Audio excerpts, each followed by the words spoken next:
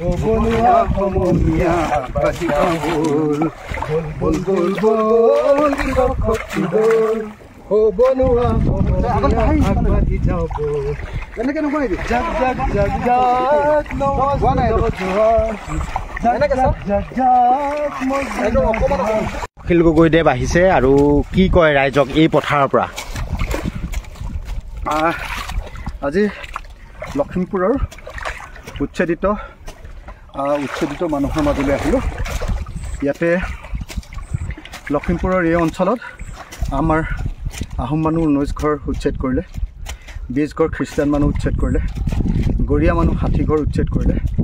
আৰু মুছলমান আমাৰ যি মুছলমান বা মিয়া মুছলমান বুলি কয় তেওঁলোকৰ কিমানটা পৰিয়াল 58টা নে কিমান পৰিয়ালক উচ্ছেদ কৰিলে মুঠতে বাহিৰত যদিও চৰকাৰে প্ৰচাৰ কৰি আছে যে আমি বিদেশী ঘৰ ভাবিছোঁ তো ইয়াত আহোম পৰিয়ালবিলাকতো আৰু বিদেশী নহয় খ্ৰীষ্টান পৰিয়ালবিলাক আদিবাসী তেওঁলোকতো আৰু বিদেশী নহয় আপোনাৰ গৰীয়া পৰিয়াল একদম কিমান যুগৰ ব্ৰিটিছৰ আগৰ তেওঁলোকতো আৰু কেতিয়াও বিদেশী সন্দেহ কৰিব পৰাৰ যোগ্যতা নথকা মানুহ আৰু মিয়া মানুহ তেওঁলোকো বহুত আগতে অহা মানুহ বহুত আগতে অহা মানুহ তেওঁলোকৰ ওপৰতো এনেকৈ উচ্ছেদ নমনা হৈছে এইটো দুৰ্ভাগ্যজনক সকলো উচ্ছেদে দুৰ্ভাগ্যজনক যদি কিবা ডাঙৰ প্ৰজেক্ট হাতিয়াৰ এটা বেলেগ একো নাই ৰাজনৈতিক হাতিয়াৰ যে মুছলমানৰ ঘৰ ভাঙিলে অসমৰ মানুহে ভাল পাব তাতে আহোমৰ মানুহৰ ঘৰো পৰি গ'ল খ্ৰীষ্টানৰ পৰি গ'ল গৰীয়াৰো পৰি গ'ল তো গতিকে হুলস্থুলটো বেছি হৈ গ'ল নহ'লেতো গোটেই মুছলমানৰ ঘৰ ভাঙি শেষ কৰি দিছে এজন মানুহে এটা পকা ঘৰ গাঁৱত বনাবলৈ 3টা প্ৰজন্ম লাগে 3টা প্ৰজন্ম 25 3টা প্ৰজন্মই কষ্ট কৰি যেনে তেনে এবাৰত গৈ পকা ঘৰ এটা বনায় চাকৰি থকা মানুহবিলাকৰ কথা বেলেগ সেই ঘৰটো যদি এক ৰাতিৰ ভিতৰত ভাঙি দিয়ে কেনেকৈ হ'ব কওক আজি যিবিলাকে বুজি নাপায় আজি হিমন্ত বিশ্ব শৰ্মাই খেতি নকৰে তেওঁ হাল ধৰিবই নাপায়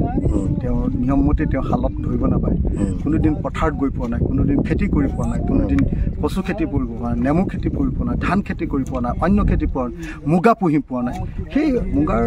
পোহা ঠাইবিলাক যদি ভাঙি দিয়ে কচু আনি যদি ভাঙি দিয়ে নেমু টেঙা যদি ভাঙি দিয়ে আৰু যদি কঠীয়া ভাঙি দিয়ে সেইটো কেনেকৈ হ'ব এই মানে আমাৰ গুণগুণৰ দেউতাক এখেতসকলক যদি মই কওঁ আজিৰ দিনটোত আপুনি চব 4 বিঘা মাত্ৰ মাটি আছে সেই 4 বিঘা মাটি খেতি নিজৰ ঘৰত কৰাৰ পাছত বেলেগৰ ঘৰ আঠি লয় আজি তেওঁলোকৰ কঠীয়া তলিখন ভাঙি দিলে এতিয়া লোকৰ কঠীয়া আনি ৰুই আছে এইটো এটা মানৱীয়তা হ'লনে অসমৰ একদম গৌৰৱান্বিত আহোম পৰিয়াল যাৰ ঘৰত সদায় মুগা থাকে যাৰ ঘৰত সদায় তাঁতশাল থাকে যাৰ ঘৰত সদায় কেচেৰু গছ ৰুই থৈছে এতিয়া হাঁহ মাৰি আমাক ভাত খুৱাব হাঁহ আৰু কোমোৰা আহোম মানুহৰ যিটো খাদ্য অসমীয়া মানুহৰ যিটো খাদ্য সেই খাদ্যৰে আমি খাম এতিয়া তো সেই পৰিয়ালটোত যদি এনেকুৱা অত্যাচাৰ কৰে কেনেকৈ মানে সেইকাৰণে মই অসমৰ মুখ্যমন্ত্ৰীক লগ ধৰি আহিছোঁ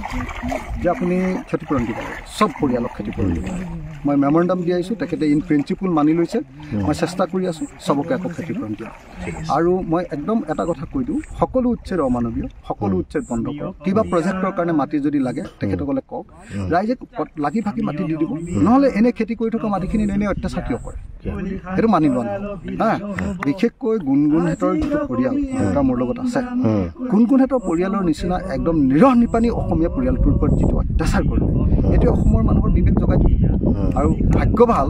যে গুণগুণৰ নিচিনা এজনী ছোৱালী বা তাইৰ বায়েক আছিলে কাৰণে স্বাভিমানী সেই স্বাভিমানীটো অসমীয়া মানুহখিনি থকাৰ কাৰণে তেওঁলোকে প্ৰতিবাদ কৰিবলৈ সাহস কৰিলে নহ'লেতো সেইবিলাকে প্ৰতিবাদো কৰিব পৰা নাই গতিকে এইটো বৰ দুৰ্ভাগ্যজনক হিমন্ত বিশ্ব শৰ্মাই ৰাজনৈতিক হাতিয়াৰৰূপে মুছলমানৰ ওপৰত ঘৰ ভাঙি দিলে হিন্দু মানুহে ভোট দিব এই ৰাজনৈতিক হাতিয়াৰ ব্যৱহাৰ কৰিবলৈ যিটো চেষ্টা কৰিছে সেইটো ভুল তাৰ মাজত আহোম মানুহ পৰি গৈছে তাৰ মাজত চাহ জনগোষ্ঠী আপোনাৰ আদিবাসী মানুহ পৰি গৈছে কাৰ্বি মানুহ পৰি গৈছে বড়ো মানুহ পৰি গৈছে ৰাভা মানুহ পৰি গৈছে আমিতো নামানো আমাৰ ট্ৰাইবেলৰ ওপৰত আমাৰ আহোমৰ ওপৰত আমাৰ কোচ কলিতাৰ ওপৰত আমাৰ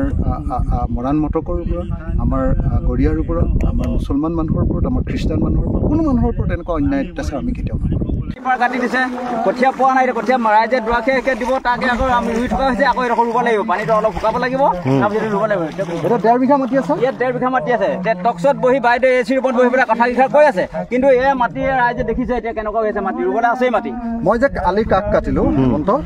মই যে এই মাত্ৰ যে আলিৰ কাষ কাটিলো এই 1.5 বিঘা মাটি গুণগুণহঁতৰ এয়া গুণগুণৰ দেউতা নমস্কাৰ কি নাম আপোনাৰ জিতেন চেতিয়া জিতেন চেতিয়া হা জিতেন চেতিয়া ককাইদেউ তেখেতৰ লগত মই একেলগে